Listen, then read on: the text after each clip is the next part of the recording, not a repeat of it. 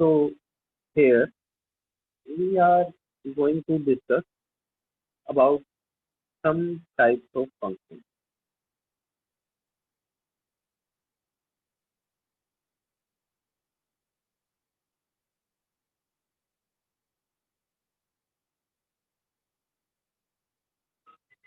तो हमारे पास जो सबसे पहले टाइप का फंक्शन है वो है आइडेंटिटी फंक्शन।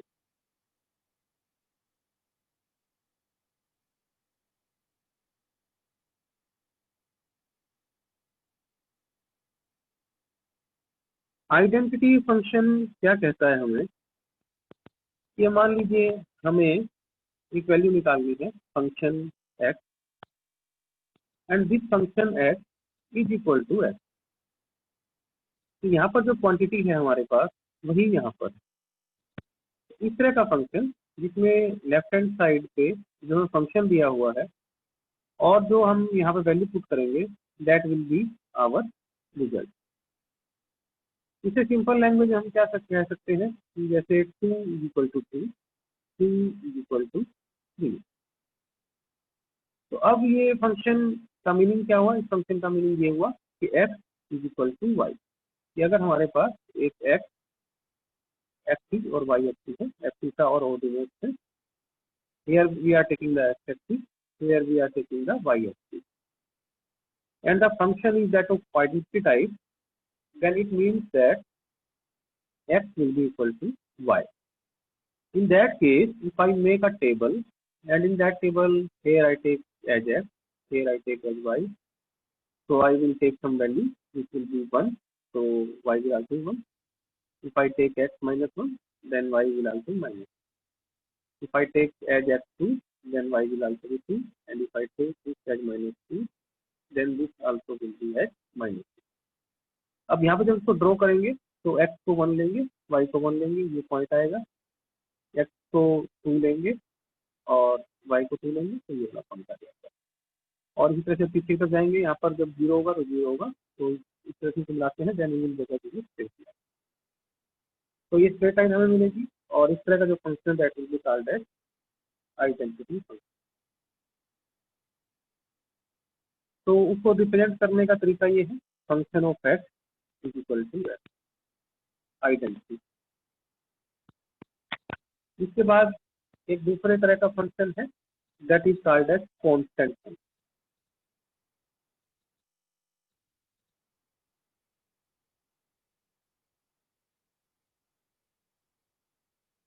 तो कांस्टेंट फंक्शन क्या कहता है कि मान लीजिए हमारे पास एफ एक्स है, function of x, it will always be carrying some constant value and that value is called say t। कहने का मतलब ये है कि हमें एक ऐसा ग्राफ बनाना है तो मान लीजिए हमें दिया हुआ है x इज इक्वल टू 5 या y इज इक्वल टू 5, ऐसा कुछ हमें दिया हुआ है, या फिर ऐसा होता है y इज इक्वल टू 5। इस तरह का जो फंक्शन होता है या तो ये दिया होगा या ये दिया होगा, तो वो तो कहते हैं कांस्टेंट फंक्शन। तो इस तरह के फंक्शन में क्या होता है कि हम मान लीजिए हम y इक्वल टू 5 को लेकर चल रहे हैं, तो x को आप 1 करेंगे तो y तब भी 5 होगा, x2 होगा y तब भी 5 होगा, x3 होगा y तब भी 5। तो इस तरह के फंक्शन का अगर हम ग्राफ बनाते हैं, मान लीजिए y 5 यहाँ पर है और x1 2 3 या -1 -3 -3, उस केस में जो ग्राफ बनेगा that will be going like this. Her case में वैल्यू जो है दैट विल बी रिमेन 5। तो 1 2 3 से 5 तक वैल्यू चलती है। इस तरह का जो फंक्शन है और ग्राफ है that is called as constant. अब इसके अलावा एक पॉलिनोमियल फंक्शन है। पॉलिनोमियल से पहले मैं आपको दो चीजें बता देता हूँ। One is the polynomial and second one is the equation.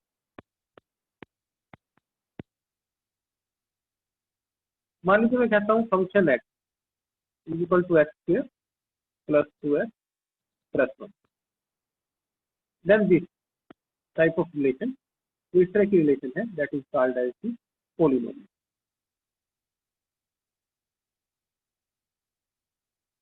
इस तरह की रिलेशन में क्या होता है कि जब मैं x की वैल्यू 1 पुट करूंगा यहाँ पर, then it will be 1 square plus 2 into 1 plus 1, तो इट विल बिकम लाइक 4। अगर मान लीजिए मैं 2 पुट करूंगा, then it will coming like 2 square plus 2 into 2 plus 1, तो इट विल कम लाइक 9।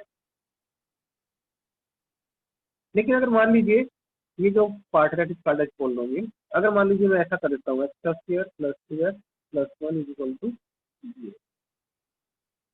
अब इस केस में क्या है कि x की बहुत सारी वैल्यू ऐसी नहीं है जिसको सेटिस्फाई कर पाएंगे, इसके लिए हमें सोल्व करना पड़ेगा इसको। ये आएगा x प्लस 1 का स्क्वायर इज इक्वल टू 0, तो x plus 1 is equal to 0, तो x is equal to minus, तो x इज इक्वल टू -1 ऐसी वैल्यू है जो इस इक्वेशन को सेटिस्फाई करेगी। और यहाँ पे आप देख रहे थे कि पॉलिनोमियल जो होता है इसे कोई भी वैल्यू डालेंगे तो रिजल्ट हमारा जरूर आता है। तो इस तरह से जब हम किसी पॉलिनोमियल को इक्वेट टू 0 कर देते हैं, then this is called as equation. किसी पॉलिनोमियल को इक्वल टू 0 करना, that will be called as equation.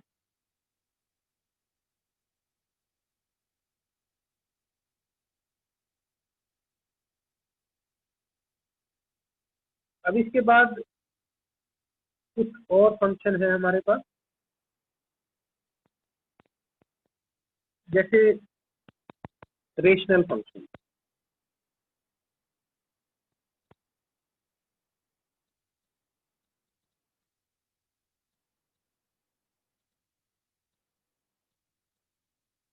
तो रैशनल फंक्शन का मीनिंग ये है, we will be having the ratio of two functions f(x) and g(x).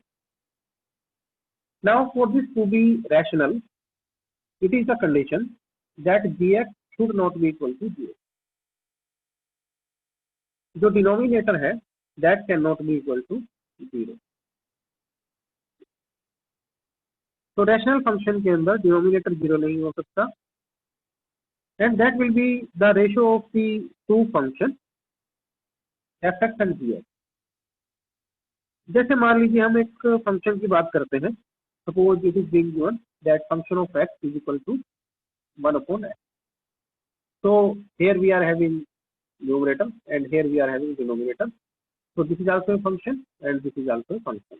Although it may be a constant function and it is a polynomial function, but these are two types of the function which are being divided to each other, and this type of function will be called as rational function.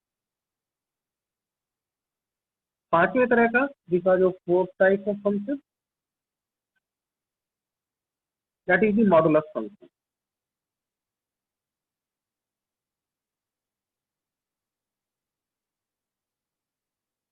तो अब modulus function क्या होता है? Modulus function जैसे हमने कहा f(x) is equal to modulus of f।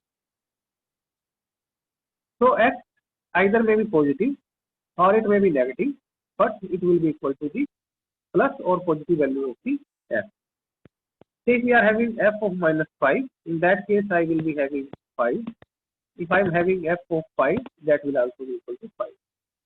If I am having -3, then it will be equal to 3, and if I am having 3, then it will also be equal to 3. In case of 0, this will be equal to 0. तो अब इस तरह के function को अगर हम represent करते हैं एक ग्राफ के ऊपर, और जिसमें हम x एक्सिस और y एक्सिस लेते हैं, अब यहाँ पर x और y 5 और 3, कि जब ये 5 है ये भी 5 है, ये जब 3 है ये भी 3। तो here we will be having a straight line representing this as when it is 3 it is also 3, when it is 5 it is also 5। लेकिन यहाँ पर x की वैल्यू नेगेटिव भी है, -3 -5 -3 -5। लेकिन y की वैल्यू उसमें भी क्या है, 3 है, यानी कितनी ही वैल्यू है यहाँ पर है, और 5 जो वैल्यू है वो यहाँ पर। तो again we will be putting a graph for this 5 -5 and 3। तो जो ग्राफ आएगा that will be of something like this, इस तरीके से आएगा मॉडुलस फंक्शन। इसके बाद एक इंपॉर्टेंट फंक्शन है signum function.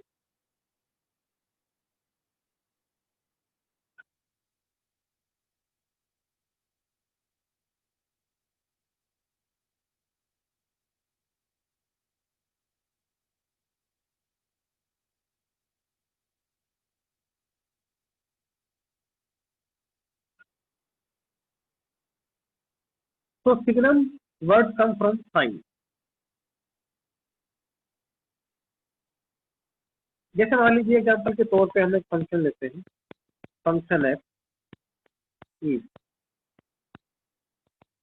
that will be equal to 1, fx will be equal to 1 if x is greater than 0.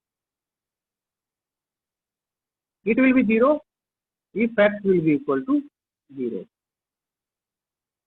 It will be minus 1 if x is less than 0. अब इस तरह के फंक्शन को represent करने के लिए ग्राफ के ऊपर मान लीजिए हम एक्स एक्सिस लेते हैं, this is the x axis and it is the y axis. Now when x is 0, then fx 0, y will be equal to fx. When x is 0, y is equal to 0.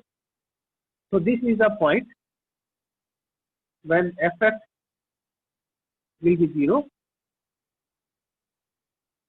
when x will be 0. लेकिन जैसे ही x 0 से बड़ा हो जाता है, when x is greater than 0, 0 include नहीं है, ये पॉइंट इंक्लूड नहीं है, इसके बाद वाले सभी पॉइंट इंक्लूड. तो इंक्लूड नहीं होता तो पॉइंट को हम एक राउंडर से लगाते हैं जो कि अंदर से होलो होता है. That means this point is not included here and the point beyond here are being included. और जब ये x 0 से छोटा है, when x is negative, then fx is also negative. So it will be the point say -1. Here we will put roundel to show that this point is not included, and when x is less than 0, we will be going.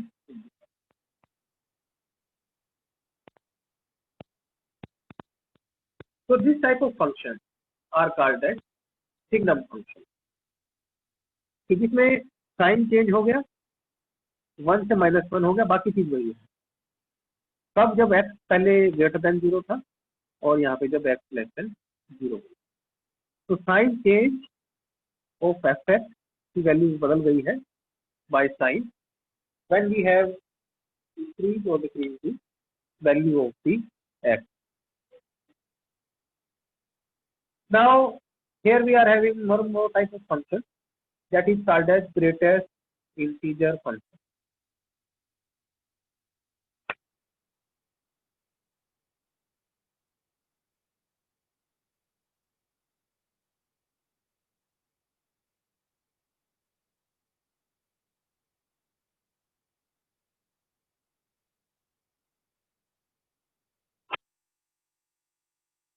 So this function says that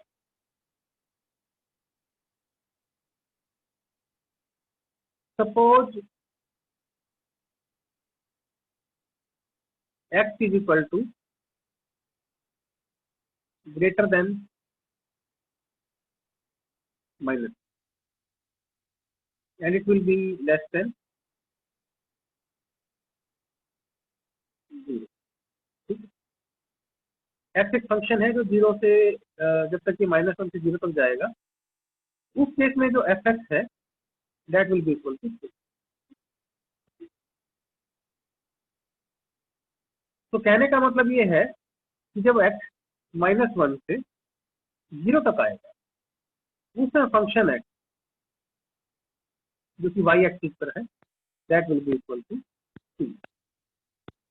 लेकिन यहाँ पर देखिए ना तो 0 include है और ना ही -2. तो इसमें एक चीज करते हैं, इसमें हम 0 को इंक्लूड कर लेते.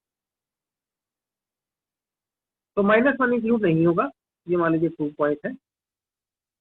यदि -1 है तो ये -1 पॉइंट इंक्लूड नहीं है, लेकिन ये 2 तक जाएगा जब हम -1 से 0 की तरफ प्रोसीड करें. इस तरह का जो फंक्शन है that is called as greatest integer